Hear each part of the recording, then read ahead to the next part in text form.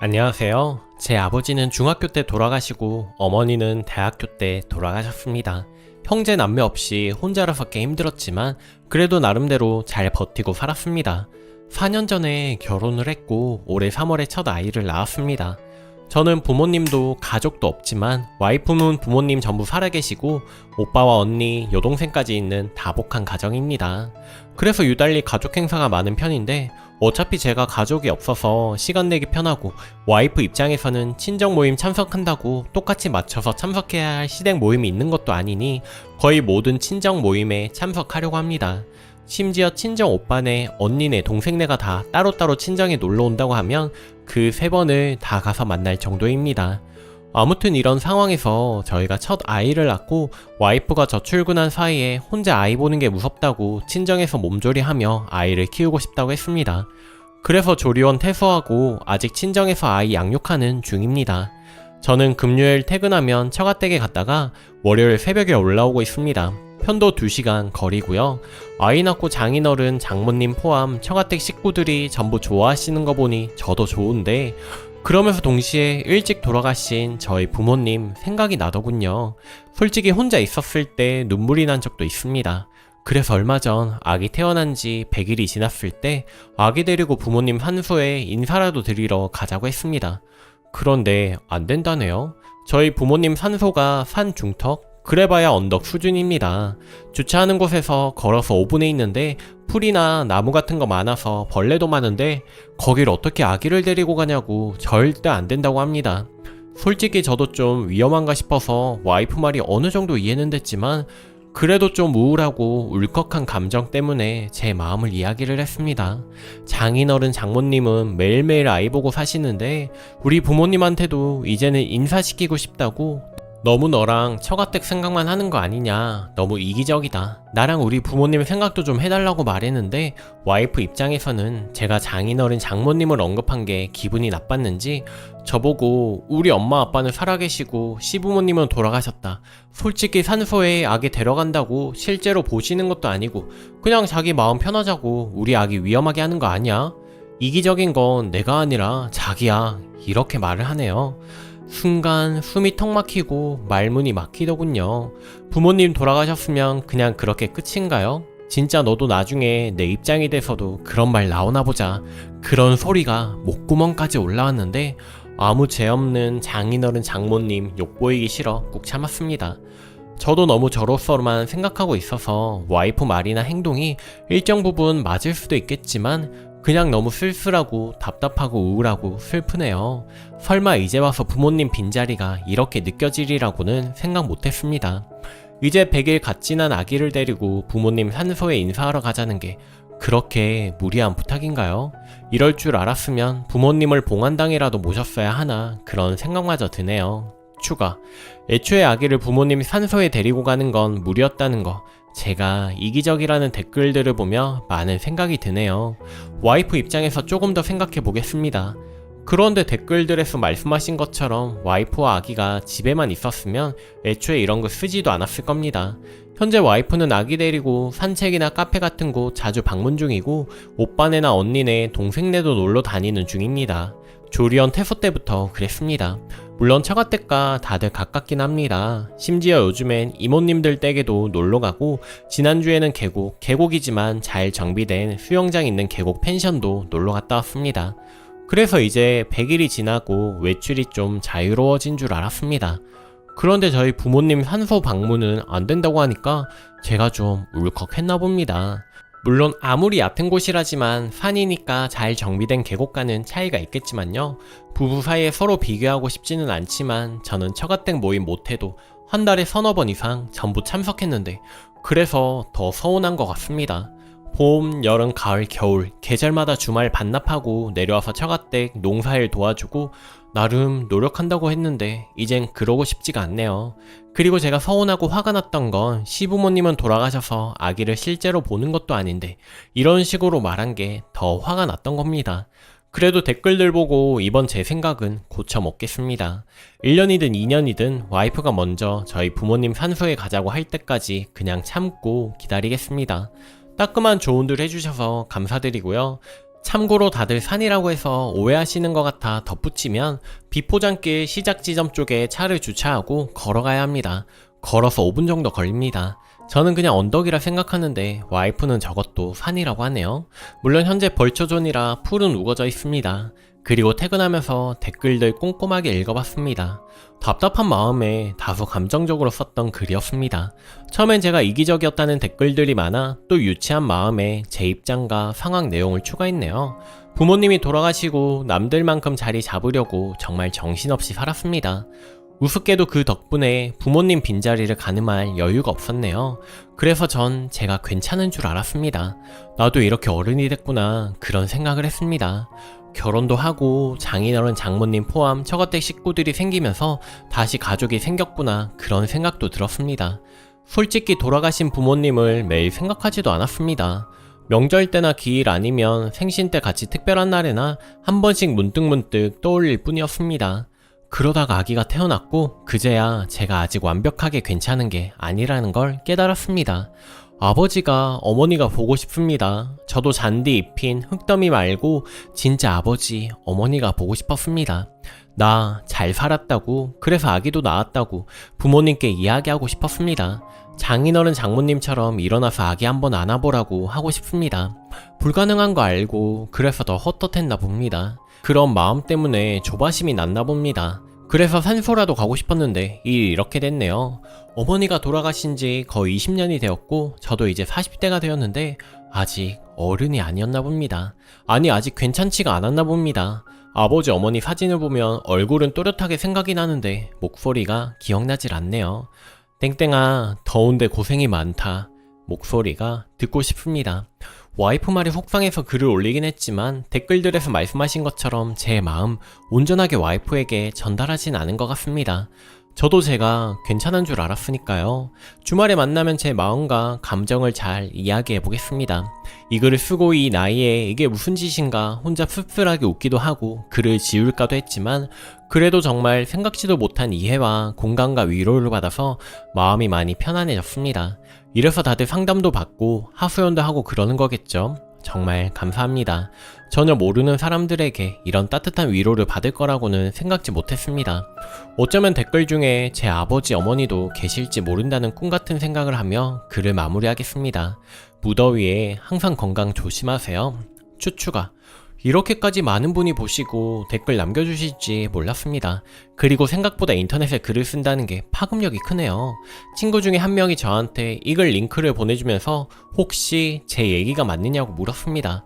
친구가 알 정도면 와이프도 알 수 있을 것 같았는데 오전에 와이프한테 연락을 왔습니다. 이 글을 봤다고 하네요. 주말에 얼굴 보고 대화하려고 했는데 먼저 이렇게 상황이 전달이 됐네요. 글을 삭제하라고 하는데 제가 위로가 되는 댓글들이 많아서 그럴 수는 없다고 했고 다만 어쩌면 글의 내용은 지워야 할지도 모르겠네요. 와이프와 잠깐 대화 나누면서 오해라고 말한 부분들 첨부합니다. 현재 글은 지나치게 제 입장만 들어가 있답니다.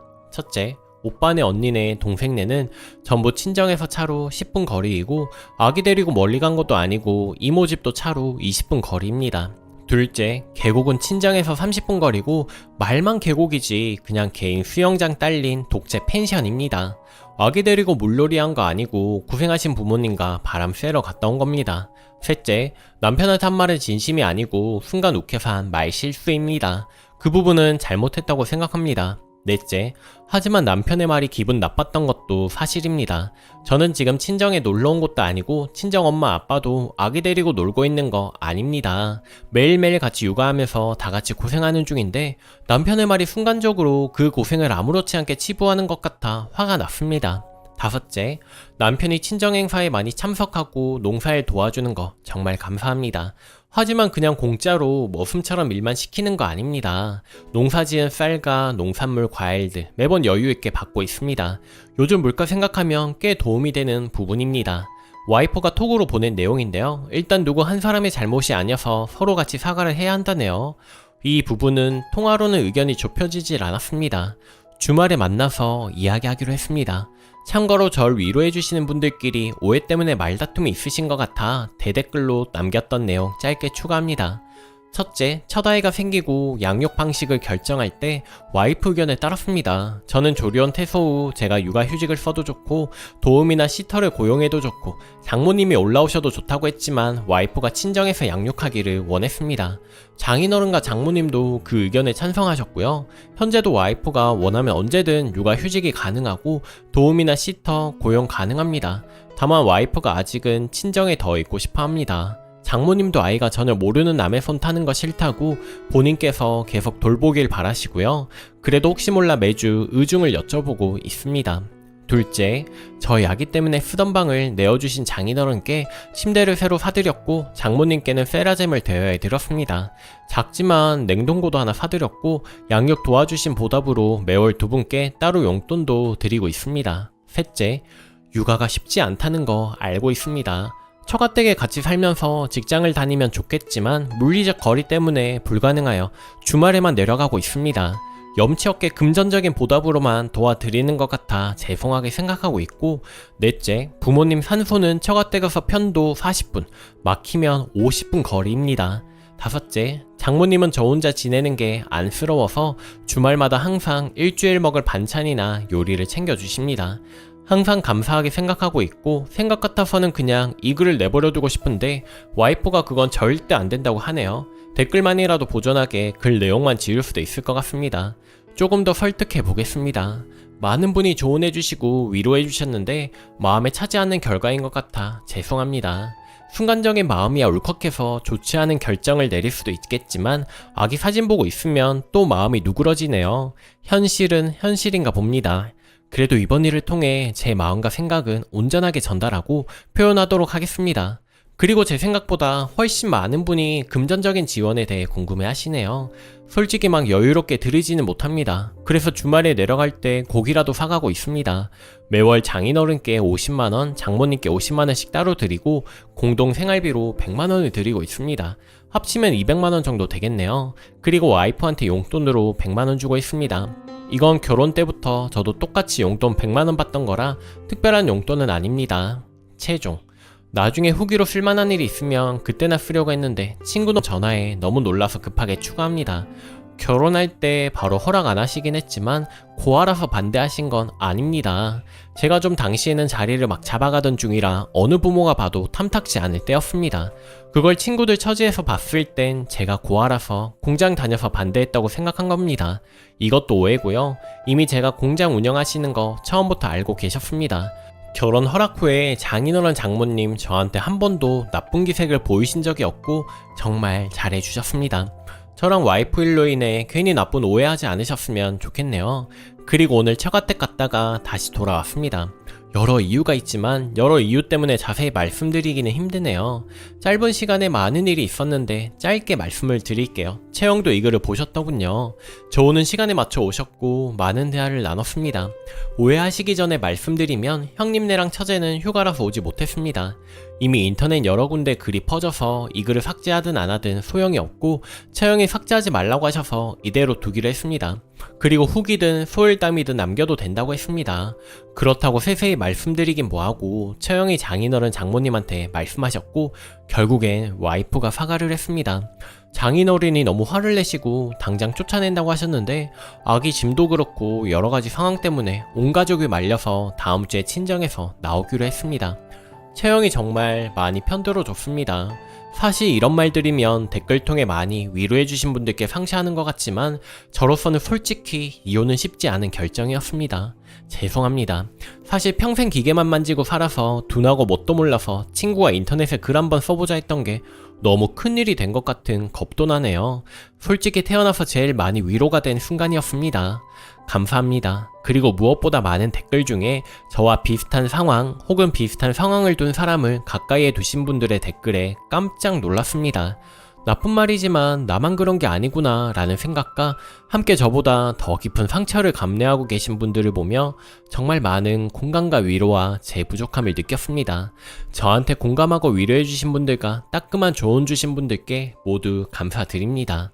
마지막으로 와이프가 정말 사과했습니다. 무엇보다 저와 비슷한 상처가 있으신 분들께 드리고 싶은 말은 저처럼 바보같이 마음 내비치지 못하고 그냥 참지 마시고 가장 가까운 분께 많이 공유해주세요. 비가 옵니다. 누군가 우산 챙겼니? 물어와주는 그런 하루 보내셨으면 좋겠습니다. 정말 감사합니다. 댓글. 와이프 입장까지 다 읽어봤는데 예를 들어 친정 엄마만 집에 와서 아이 돌봐주고 돈도 사양하셔서 안 받고 돌봐준다고 해도 뭐가 됐든 100일 넘은 아기랑 같이 돌아가신 남편 부모님 산소 가서 한번 인사드리는 게 어려울까 싶네요. 뭐 사람에 따라 예민도 불안도가 다르니 아이 걱정에 코시국이라 쳐줘도 남편 서운하고 속상한 마음은 알아줘야 하지 않을까요? 저라면 제가 이 글을 봤다면 민낯을 드러낸 것 같아서 민망도 하지만 미안한 마음이 더 컸을 것 같은데 1234 나열해 가며 자기 상황 입장 설명이라니 제가 다 속상하네요. 댓글이. 아내가 이기적인데요. 애초에 내 남편이 부모 없이 이 험한 세상에서 잘 견뎌 나를 만나 결혼해서 다행이다. 평소에 내 부모, 내 형제들에게 계산 없이 잘해주고 맞춰주는 게 고맙다 생각했으면요. 남편이 저렇게 마음을 내비쳤을 때 시부모님이 살아 계셨다면 참 좋아하셨을 텐데 내가 미처 당신 마음을 헤아리지 못했다. 그런데 지금은 아기가 어리니 몇 개월만 더 참았다가 함께 가자. 남편을 다독였을 것 같습니다. 그런데 시부모님은 이 세상 사람이 아닌데 찾아가는 게 무슨 의미가 있냐. 남편이 이기적이다라고 되려 몰아붙였군요. 그냥 아내에게 남편의 복잡한 심정은 별거 아닌 거예요. 지금까지 귀찮은 일 없이 남편이 오롯이 맞춰주며 내 위주로 살았는데 이 사람이 갑자기 왜 이래? 이런 건 져주면 계속 불편하고 귀찮은 일이 생길 뿐이야 라는 마음일지도 모르고요. 아내가 앞으로 친정 부모 형제를 등에 업고 남편을 이상하고 이기적인 사람으로 계속 매도하려고 하는지 잘 보세요. 여자도 친정이 없으면 서러운 일이 많듯 이렇게 한쪽 가족에게 치우친 관계는 그 관계를 반박할 때 무리지어 압박하려 들더라고요. 우려였으면 좋겠지만요. 오늘 제가 준비한 사연은 여기까지입니다. 여러분은 어떻게 생각하시나요? 좋아요 눌러주시고 오늘도 낭만캐스터와 함께 행복한 하루 보내세요. 감사합니다.